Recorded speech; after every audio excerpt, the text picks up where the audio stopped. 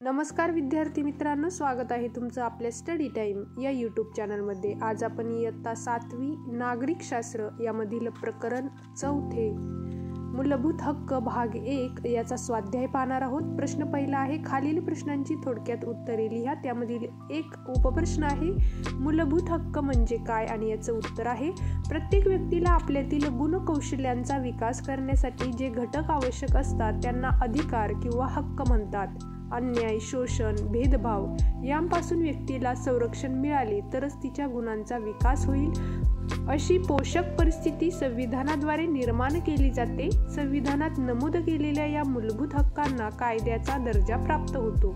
आता यामधील दुसरा प्रश्न पाहूया।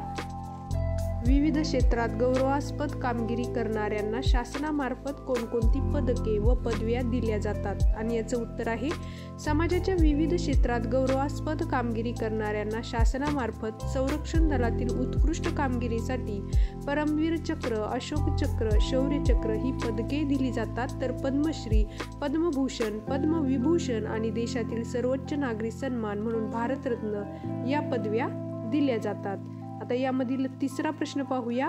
14 वर्षाखालील बालकांना धोक्याच्या ठिकाणी कामावर ठेवण्यास मज्जाव केला आहे आणि याचं उत्तर पाहूया। भारतीय संविधानामध्ये बालकांचे शोषण थांबवण्यासाठी विशेष तरतूद करून बालमजुरी हा कायद्याने गुन्हा ठरवण्यात आला आहे। म्हणून 14 वर्षाखालील बालकांना कारखाने, खाणी अशा धोक्याच्या ठिकाणी कामावर ठेवण्यास मज्जाव केला आहे। प्रश्न 4 आहे, संविधानाने भारतातील सर्व नागरिकांना समान हक्क का दिले आहेत आणि याचं उत्तर पाहूया। प्रत्येकालाच आपल्या गुणांचा विकास करण्यासाठी पोषक वातावरण व अन्याय, शोषण यापासून संरक्षण हवे असते।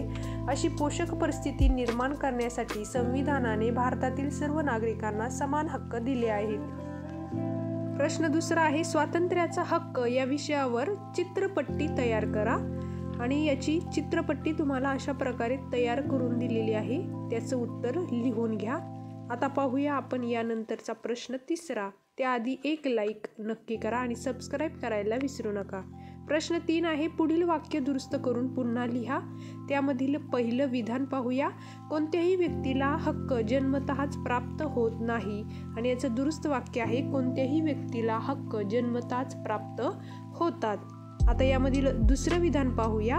सरकारी नोकऱ्या देताना सरकार धर्म, लिंग, जन्मस्थान यावर आधारित भेदभाव करून तुम्हाला नोकरीपासून दूर ठेवू शकते आणि याचं दुरुस्त वाक्य लिहूया। सरकारी नोकऱ्या देताना सरकार धर्म, लिंग, जन्मस्थान यावर आधारित भेदभाव करून तुम्हाला नोकरीपासून दूर ठेवू शकत नाही। आता शेवटचा प्रश्न 4 पाहूया। पुढील संकल्पना चित्र पूर्ण करा। स्वातंत्र्याचा हक्क आणि तुम्हाला अशा प्रकारे हे संकल्पना चित्र पूर्ण करायचं आहे। भाषण स्वातंत्र्य, सभा स्वातंत्र्य, संस्था व संघटना स्वातंत्र्य, संचार स्वातंत्र्य, भारतभर वास्तव्याचे स्वातंत्र्य आणि व्यवसाय स्वातंत्र्य अशा प्रकारे आपण इयत्ता 7वीचा नागरिकशास्त्र या विषयाचा स्वाध्याय पाहिला। परत भेटू अशाच नवीन स्वाध्यायामध्ये। तोपर्यंत एक लाईक नक्की करा आणि आपल्या स्टडी टाइम या यूट्यूब चॅनलला सबस्क्राईब करायला विसरू नका। धन्यवाद।